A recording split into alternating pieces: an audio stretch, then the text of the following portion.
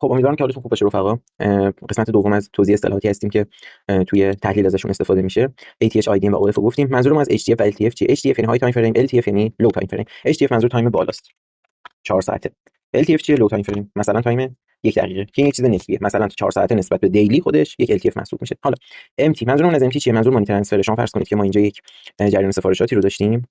این شد برای ما یک جریان سفارشات. مانی ترانسفرش میشه این قسمتش که قیمت مثلا بهش برخورد میکنه. الان ما اینجا یه دونه اوردر فلو داشتیم، اینجا ایندیوسمنتش مانی ترانسفرش شد کجا؟ شد اینجایی که قیمت بهش برخورد کرده. مانی ترانسفر پس شد یک ناحیه‌ای که اوردر فلو که قیمت ازش سفارش برمی‌داره. L1 L2 منظورمون همین لگ 1 لگ 2 هستش که توی کلاسیک ازش استفاده می‌کنن. لگ 1 استراحت، لگ 2 OB، منظورمون از OB هم اوردر بلاک هستش که دیگه نیازی به توضیحش خیلی نیست، اکثرا باش آشنایید. در واقع با مانی ترانسفر تقریبا توی یک معنا هستن. هانت، بحث هانت همون بحث به قول گفتنی برداشتن نقدینگی هستش که مارکت انجام میده. الان این ناحیه ناحیه نقدینگی بود، مارکت اومد هانتش کرد و معمولا هم بعد از هانت حرکت به سمت بالا رو داریم.